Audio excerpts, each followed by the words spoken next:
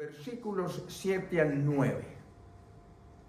Mateo 21, 7 al 9. La escritura nos dice así: y trajeron el asna y el pollino, y pusieron sobre ellos sus mantos, y él se sentó encima. Y la multitud, que era muy numerosa, tendía sus mantos en el camino, y otros cortaban ramas de los árboles y las tendían en el camino. Y la gente que iba delante y la que iba detrás aclamaba diciendo: Hosana al Hijo de David. Hosana quiere decir: sálvanos ahora. Bendito el que viene en el nombre del Señor. Hosana en las alturas. Esta es la palabra de Dios. Vamos a orar. Poderoso Dios y Padre que estás en los cielos, tú eres un juez justo y enviaste a tu Hijo nuestro Señor Jesucristo a que muriera en esa cruz y que su sangre preciosa nos liberara del pecado, de la esclavitud del pecado. Y es por eso que ahora en este día estamos agradeciendo todo el amor que tú depositaste en esa sangre para redimirnos, para darnos la vida eterna. Es por eso que ahora te suplicamos que abras nuestro entendimiento para que tu palabra sea aceptada y podamos también nosotros comprenderla. Señor, danos a conocer los misterios de tu palabra, porque te lo vamos a pedir todo en el nombre precioso de nuestro Señor Jesucristo. Amén. Mis hermanos, qué poderoso es el que nosotros podamos llegar al entendimiento de que Jesús está en estos momentos iniciando el principio de la semana para terminar. Y este evento destaca la última semana de la vida de Jesús. En ese momento, Jesús ya había completado su ministerio, ya había preparado a sus discípulos, porque el Señor quiere discípulos, no solamente creyentes, cualquiera cree, hasta Satanás cree. Jesús quiere discípulos que lo sigan. Discípulo es aquel que hace lo que el maestro hace y lo mejora. Estaba por cumplir el Señor Jesús el propósito de su venida al mundo, que es salvarlo, salvación.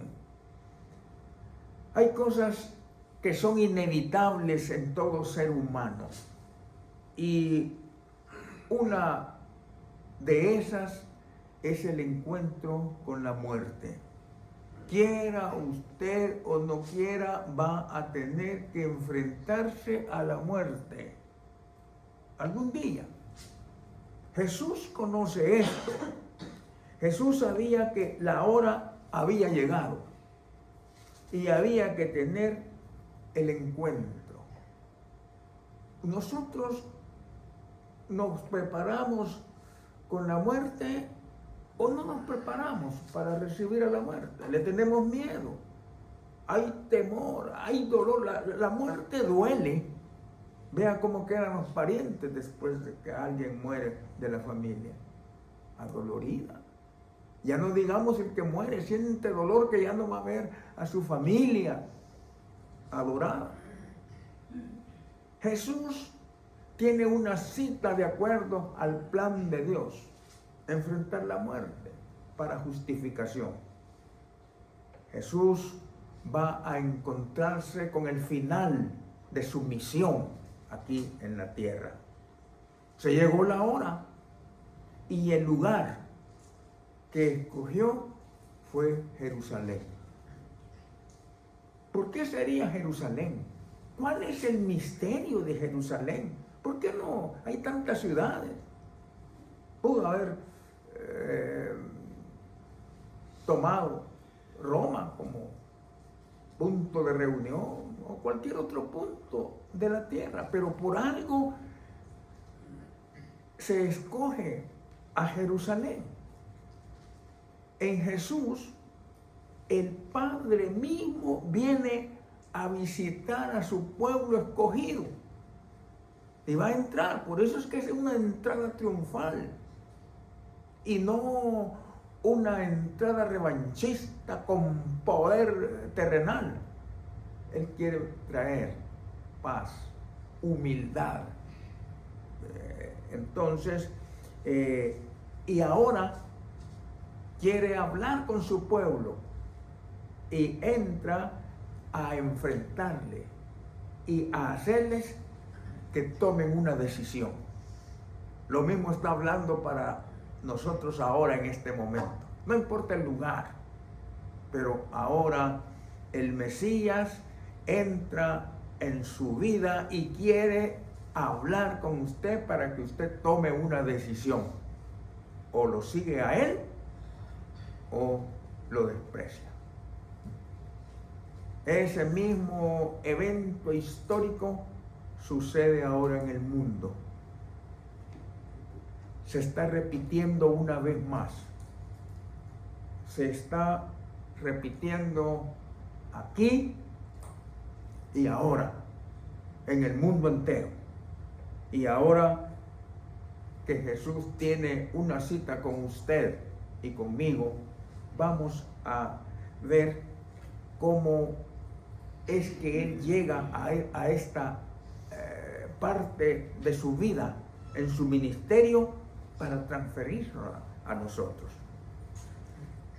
Un momento en donde su presencia salvificadora nos llama a un momento de encuentro y decisión, porque las palabras del Señor demandan decisión. Usted se mueve por decisiones. Por eso es que, mire, yo nací como una persona que me castigó Dios porque me hizo borracho y no puedo dejar este vicio y me hizo borracho. No, no es ninguna enfermedad el alcoholismo, es una decisión que el hombre tomó para hacerse miserable. Uno es el que toma la decisión y ahora el Señor lo está combinando a usted a que tome una decisión. O lo sigue o lo deja, porque no lo puede seguir de lejos. Tiene que seguirlo de cerca, porque si no se le pierde. El camino es largo. La hora es ya. El lugar del encuentro es este. Usted allí que nos ve, en su casa. Ahí es el lugar donde Dios quiere hablar con usted, para que usted tome una decisión. En Jesús, Dios mismo viene a visitarnos, a enfrentarnos y a que nos lleve a tomar una decisión. Decisión grande. Dios ahora hace que un llamamiento a dos personas, dos peticiones. Dice que dos de sus discípulos tienen que hacer algo. Dios siempre está encomendándonos a hacer algo. Y ahora aparta a dos de sus discípulos y les dice: el Señor ahora está aquí con nosotros. El rey pacífico, cuyo gobierno sería salvífico, es Jesús de Nazaret, el que está llamando a ese ministerio de paz. Su palabra es fuerte, su palabra es aguda y ahora Él quiere hacer algo especial. Vamos a entrar a Jerusalén, porque ha ido varias veces, pero ahora es algo especial. El Señor va a entrar. Más adelante vamos a ver por qué domingo. De ahora, domingo al viernes, son 5 días. Y la ley establecía que el Cordero Pascual debía de prepararse el domingo, porque 5 días después iba a ser sacrificado. Jesús cumple la profecía y es por eso que ahora entra triunfalmente en Jerusalén. Va a enfrentar la muerte, no con miedo, no, vamos a enfrentar la muerte. Lo mismo con nosotros. Algún día vamos a tener que enfrentar la muerte y no es con miedo, es con valor del Señor que está con ustedes. Ahí está Él. Él tiene que mandar a dos de sus discípulos a conseguir en dónde iba a entrar montado, cómo iba a entrar a Jerusalén. Y salen de Galilea y pasan a Betsagé, camino a Jerusalén.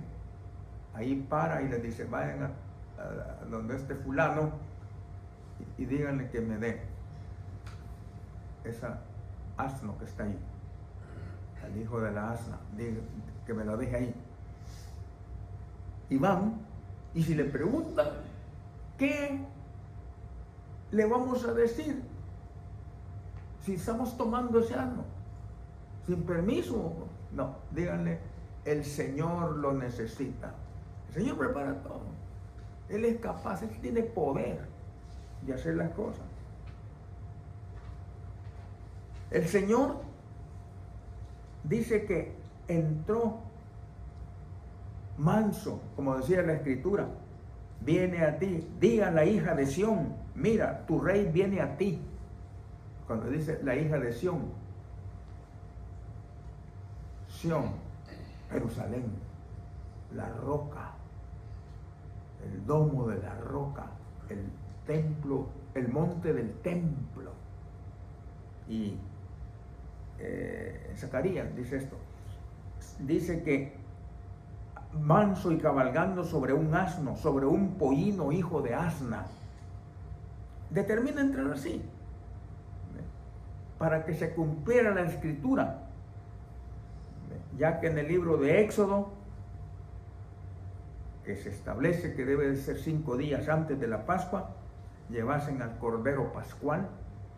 El lugar dice que debe de ser llevado con cantos y ramos. ¿Ven? Así debía de entrar el rey. Y eso mismo pasó. La gente respondió con esto. Y aquí es donde quiero que se den cuenta ustedes, que el Señor no actúa exteriormente. Porque hay veces que la gente se queja. ¿Saben que esa iglesia no me gusta porque no cantan alegremente y nomás cantan un cantito y ya? No, el Señor no quiere eso. Eso es por fuera. Eso es exterior. Es emocional. El Señor saca de adentro. Gente que nunca había estado en ese lugar lo reconoce. ¿Y con qué te alabo, Señor? Con esta rama ya se terminaron las palmas. Arranco esta rama y te la pongo. No tengo más que un mantel aquí, te lo pongo a tu paso, porque nació de dentro de su corazón, en espíritu y en verdad. Esta era la situación que estaba pasando en ese momento. Y esta entrada de nuestro Señor Jesucristo fue tan célebre como jamás hubo en la entrada de algún rey o algún príncipe a esas ciudades. Conmovió el mundo. Un ser insignificante. ¿Sí? Y este que no es el hijo del carpintero, y que su madre María y sus hermanas están aquí. Ese mismo. Miren, Jesús entra en Jerusalén. Nunca le habían hecho fiesta a Jesús. Ahí con ellos, con vida. Pero ahora que va a morir, ahora se alegran porque va a morir. Había unos fariseos allí que estaban viéndolo. Y tanta fama que tiene, ¿por qué lo vienen a visitar tanta gente? Porque había mucha gente dándole ese recibimiento. Y dijeron los fariseos, diles que se callen a tus discípulos, a tus seguidores. Y el Señor le dijo, si estos callan, mi Padre haría hablar hasta piedras. Nos está diciendo a nosotros también que debemos de ir por el mundo predicando este evangelio, que Cristo Jesús es vida eterna. Eso. Y a veces no lo estamos haciendo. Debemos hacerlo.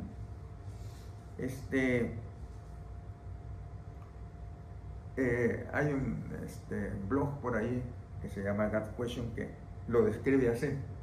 El propósito de Jesús al desplazarse hacia la ciudad de Jerusalén era hacer clara su posición, la declaración de ser su Mesías y el Rey de Israel. Por eso es que entra él así, en cumplimiento de la profecía del Antiguo Testamento. Mateo dice que el rey que viene sobre un asno fue un cumplimiento exacto de la escritura, de la profecía. Y él se estaba refiriendo a Zacarías capítulo 9, versículo 9. Zacarías 9:9. Alégrate mucho, hija de Sión. Da voces de júbilo, hija de Jerusalén. He aquí, tu rey vendrá a ti, justo y salvador, humilde y cabalgando sobre un asno, sobre un pollino, hijo de asna. Jesús iba en un asno hacia la ciudad capital. Hasta hace mucho que le dieron otra vez, ya después que se reúne Israel en el año 1948, que era Tel Aviv la capital, ahora le dieron a Jerusalén como capital. Como un rey victorioso y es aclamado por el pueblo como era de costumbre. Nos imaginamos las calles de Jerusalén, la ciudad real, se abren ante él. ¿Se imaginan ustedes? Y como un rey que está subiendo a su palacio, no un palacio temporal, sino el palacio espiritual que es el templo. Porque su reino es un reino espiritual. Él recibe la alabanza y la adoración de la gente porque él solo se lo merece. Él va caminando hacia Jerusalén y el colocar los mantos es un acto de homenaje a la realeza que representa Jesús.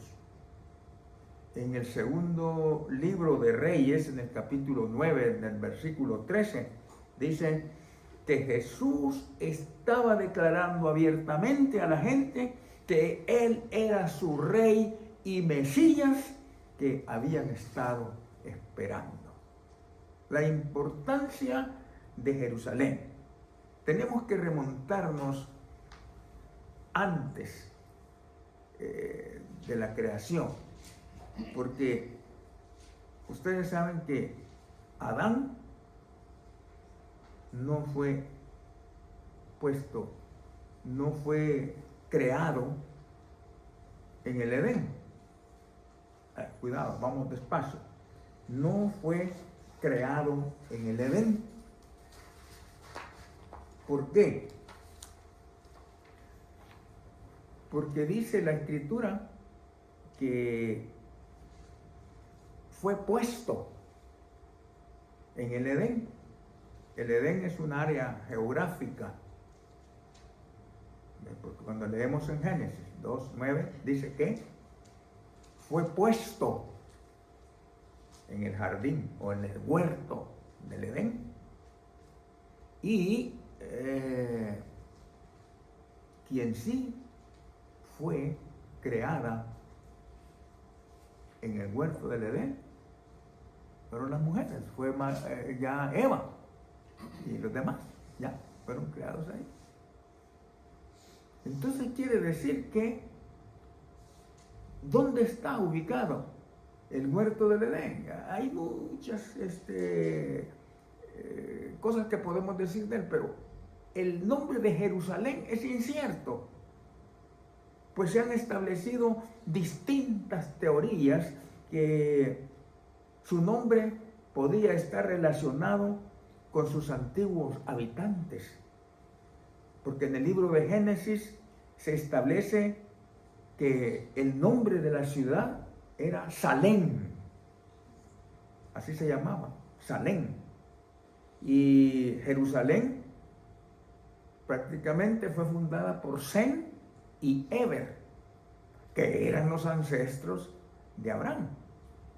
Según el relato bíblico, Melquisedec, que era un rey justo, ese era el rey de Salem, y que lo relacionan con Jesús. Era un sacerdote de Dios y presentó pan y vino a Abraham, que era un arameo nómada. Él andaba caminando sin rumbo porque, ¿y dónde voy? Donde tú me digas, Señor. Y anda caminando con su gente. Y lo bendijo, y a su vez Abraham le da diezmo. Por eso les digo que eso viene desde la antigüedad, el diezmar, el apartar las cosas para Dios. Nosotros debemos de tener cuidado con esto, porque el diezmo se convierte en vida. Cuando nosotros damos el diezmo, se lo damos a Dios. Sí, pero el pastor, se va el dinero. Sí, pero para que la obra siga. Porque si no damos eso, no camina. No pague usted su casa, ¿qué va a pasar? Se la quitan. No pague su carro, no pague su comida, se muere de hambre. Salem se identifica con Jerusalén. Los jebuseos eran los que controlaban la ciudad, o sea, de Jebús.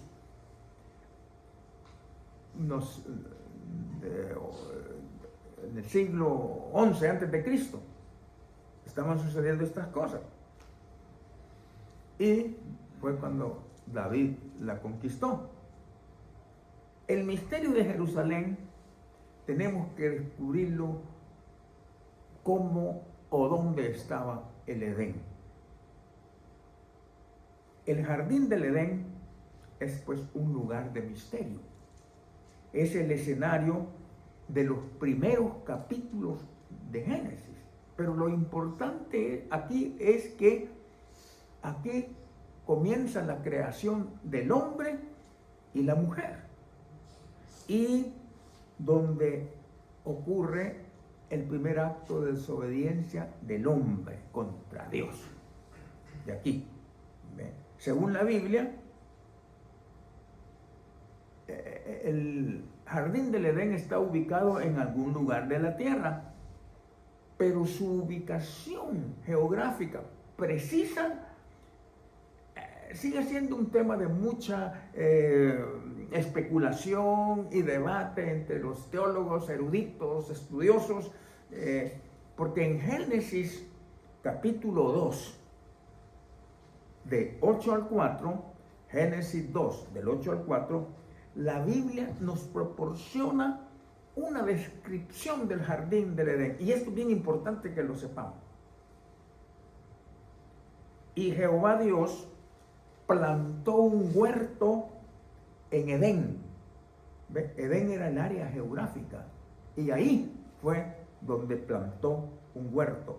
¿Y a dónde estaba? Al oriente. Y puso allí, oiga, no lo creó ahí, sino que lo puso allí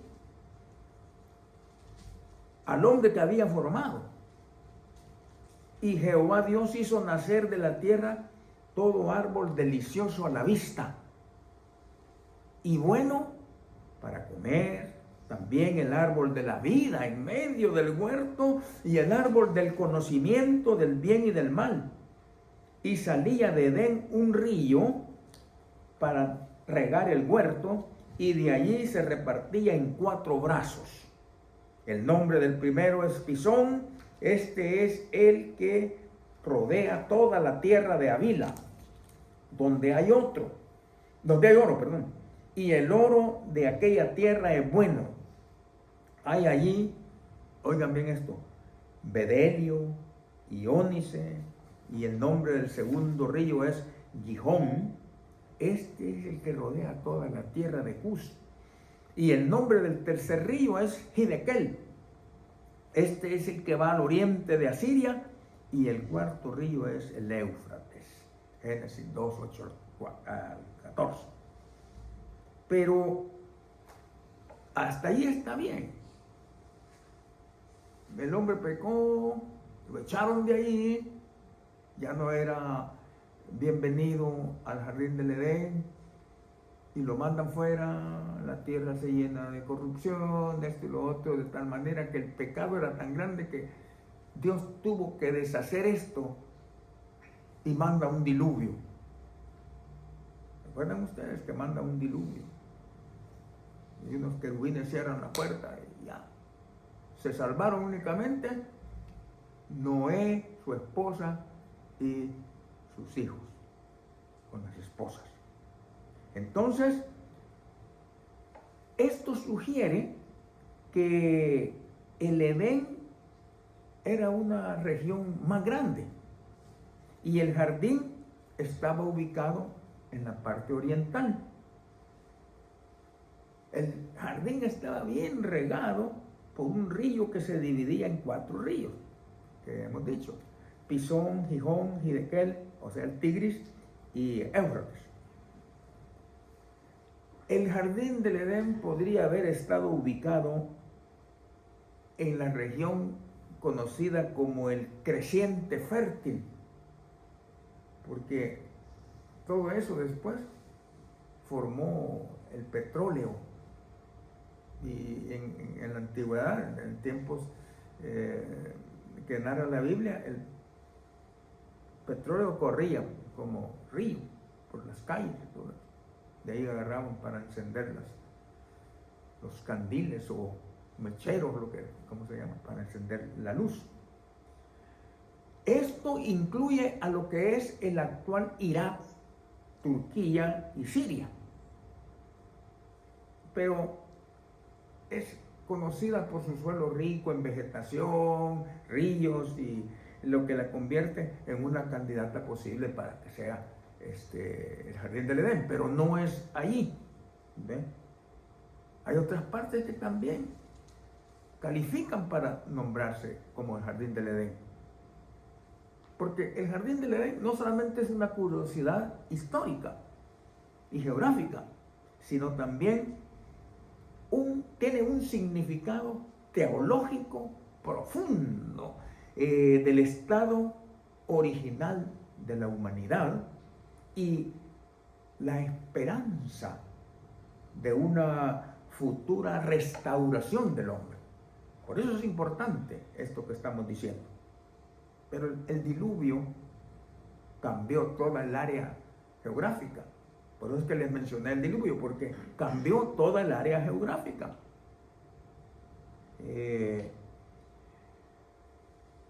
Cuando pasa esto, hay que dividir la tierra. Los científicos han dicho que la tierra era nomás un bloque. Era un solo, el mundo que se conocía era un solo bloque.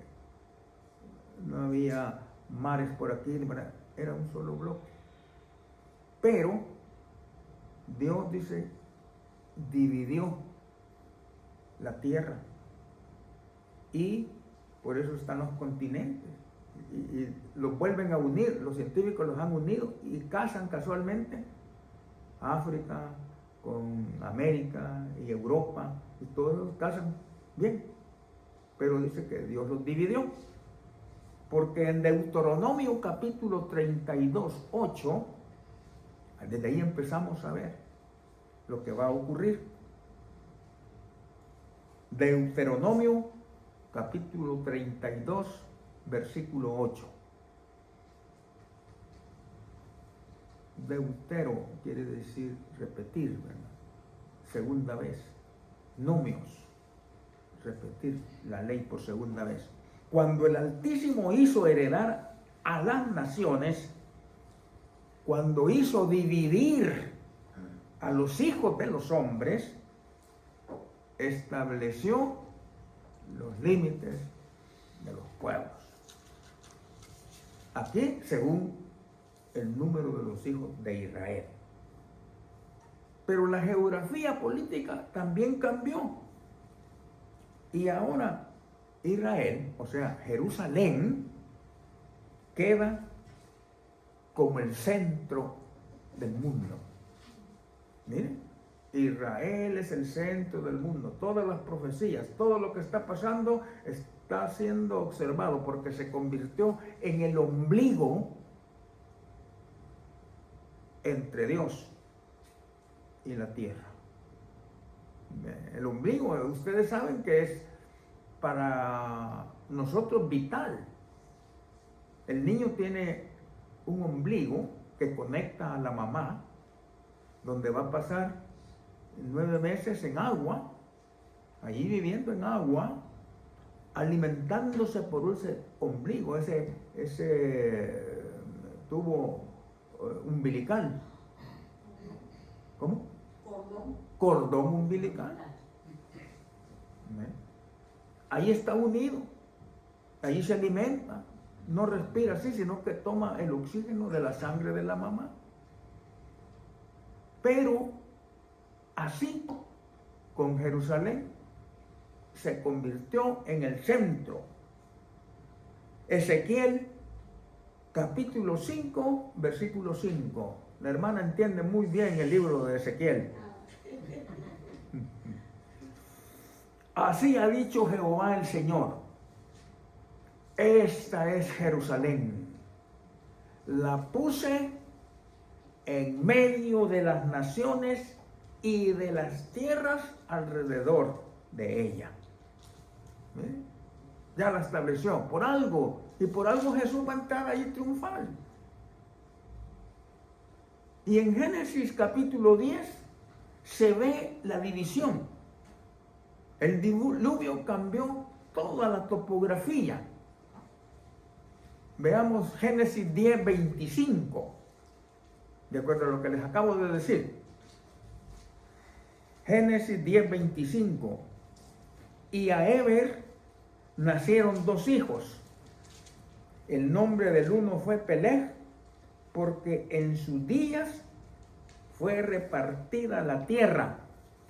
Y el nombre de sus hermanos, Joctán. O sea que fue después del diluvio, se divide la tierra. Los descendientes de Noé, ¿quiénes eran? Sem, Cam, Jafet, ¿verdad? Sem. Los descendientes de Sem, ¿quiénes son? Son los que están en el Medio Oriente, o sea, el Asia Menor. Ahí se dividió así. Ustedes se van para ese lado. Los semitas. Los de Cam, los canaítas, son los africanos. Y los anglosajones son los descendientes de Jafet. De ahí venimos todos, de Sem, Cam y Jafet. Óigame, pero nosotros aquí en América, ¿quiénes somos? Los semitas, cuando vieron que podían pasar al otro continente por medio de Groenlandia, empezaron a pasarse para acá. Empezaron a pasarse para acá. Por eso ustedes se dan cuenta, casi todos tenemos la misma fisonomía.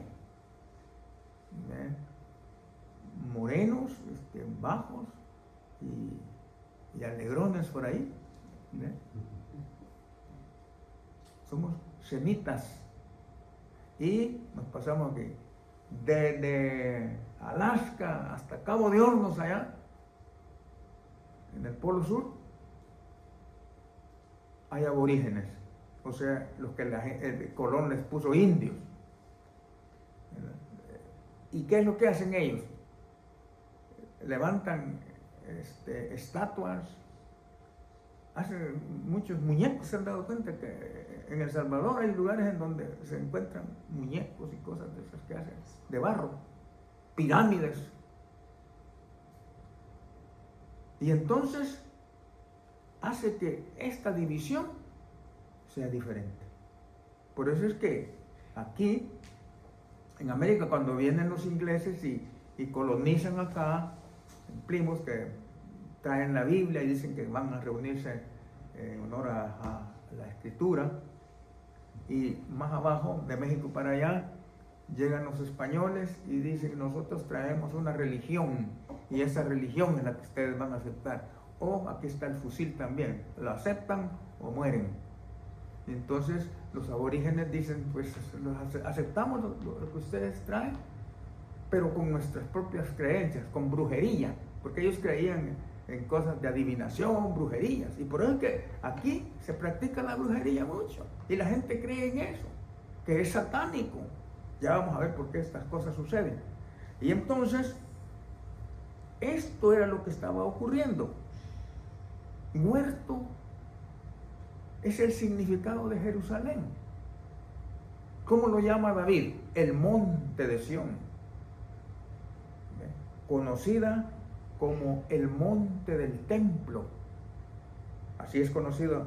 Por ejemplo, ahora hay un domo de la roca que le llaman, que está bajo la mezquita que han hecho los musulmanes, los islámicos. Alá, un día dicen que ahí se paró y se subió al cielo. Y entonces, ahí, en ese domo, ellos le han puesto el domo de la puerta, la entrada de la roca, a la roca. ¿Ve? Porque el templo de los judíos fue destruido en el año 70. Por eso es que ya no hay sacerdotes. Por eso es que antes la gente llegaba al sacerdote y le confesaba sus pecados. Sí, fíjese que yo cometí estos pecados y quiero que usted me perdone. Y entonces el sacerdote le decía: sí, vamos a ver, ahí rézate unos 5 Padres Nuestros y 14 Aves Marías, no te hace tanta cosa. Y ya era perdonado, ya está bien, ya estás perdonado. Y pasas por ahí dejando unos $20, aunque sea, porque te perdonó los pecados. Entonces, pero fíjense ustedes, aquí viene el misterio. Antes de que la tierra tuviera al hombre, había habitantes aquí en la tierra. ¿Cómo es eso? ¿Ya va a venir usted con esas cosas? No. Si ustedes se dan cuenta, había seres espirituales que venían y bajaban a la tierra, y ese era el reino de Lucifer.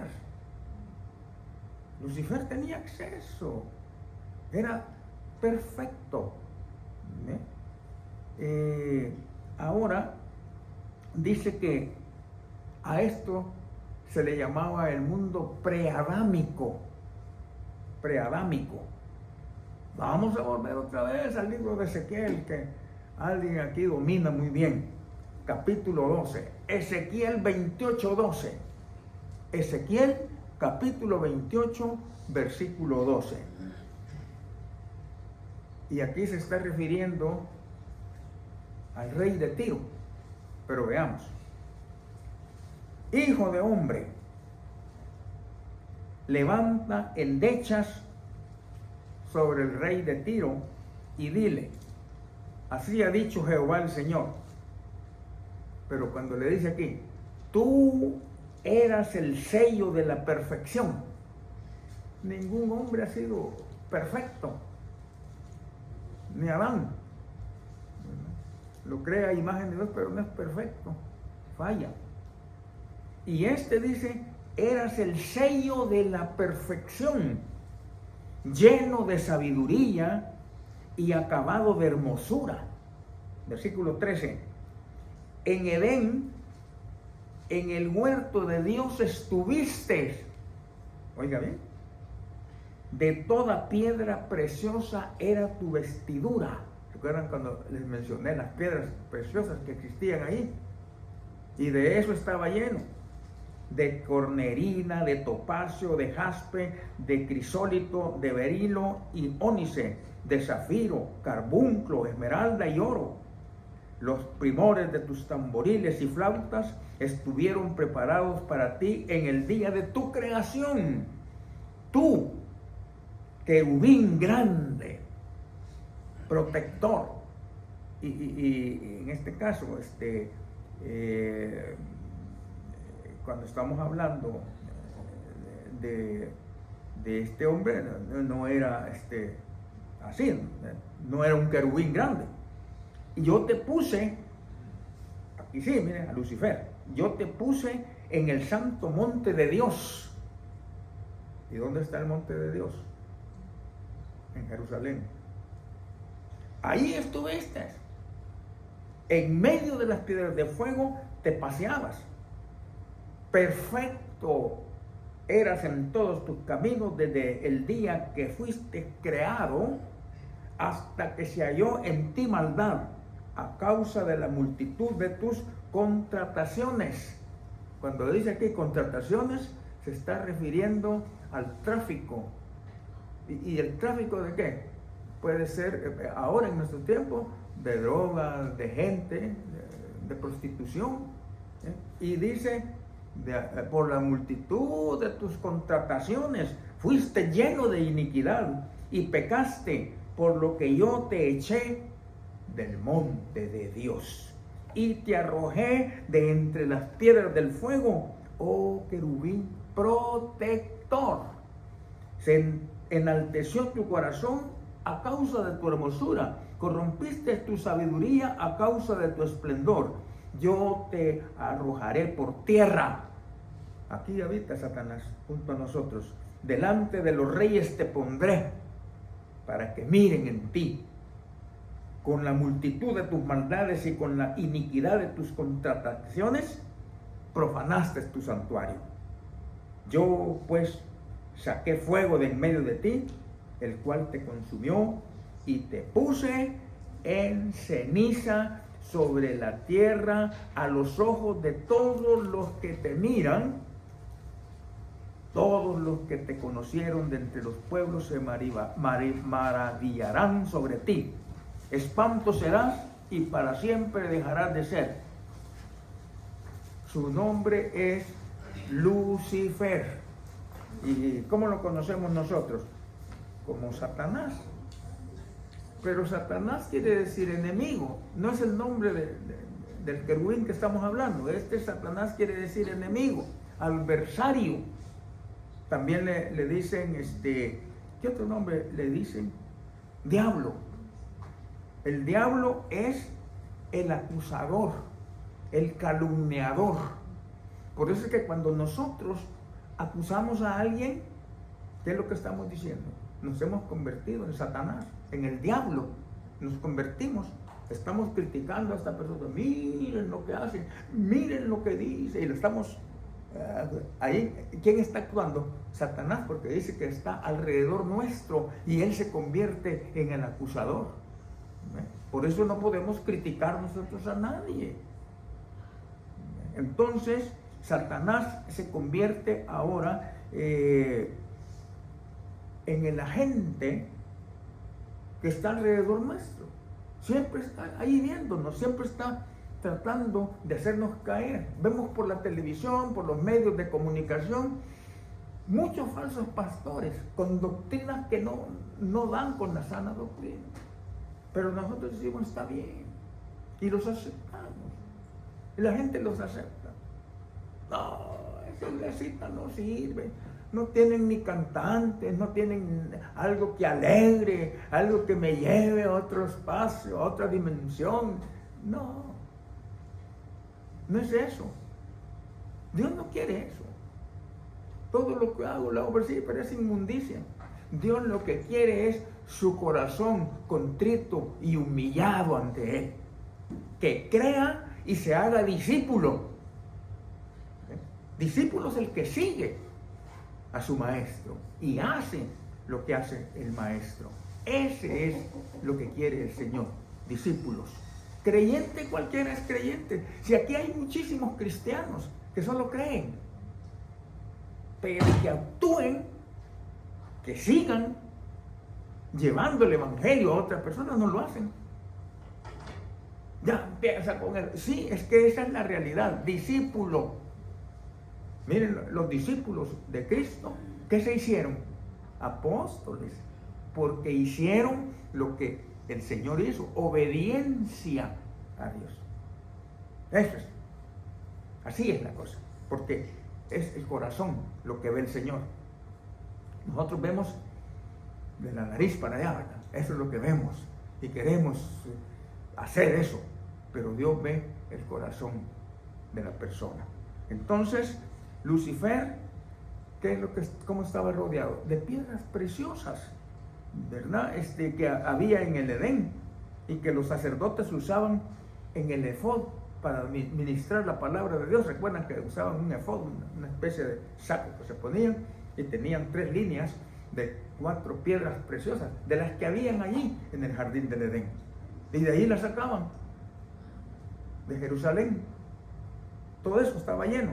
O sea que Isaías 6, ya voy a terminar, del 1 al 4, dice así, Isaías 6, del 1 al 4.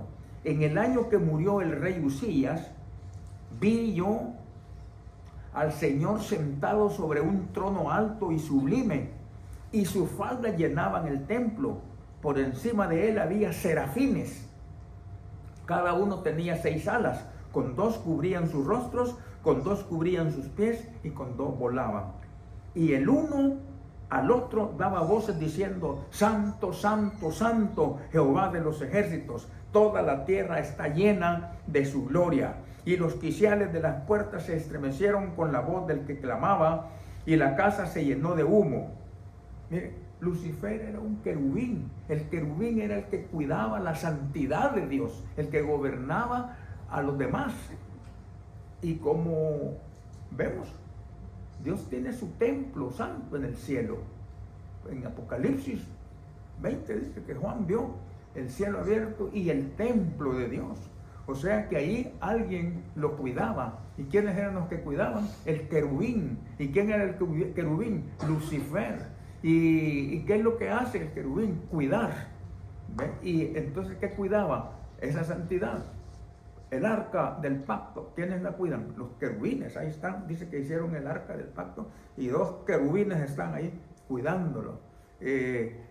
Adán y Eva pecó y cerraron el jardín del Edén. ¿Y qué pasó?